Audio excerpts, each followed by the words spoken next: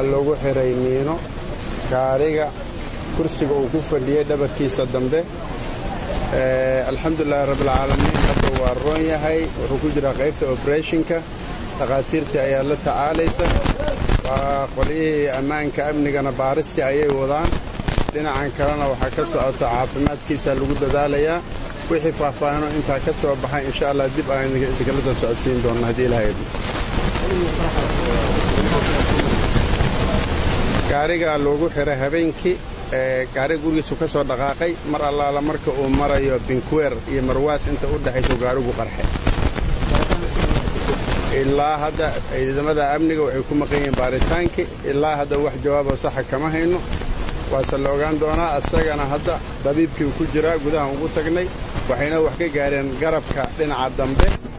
ilaa iyo sinta jab ma jiray leeyihiin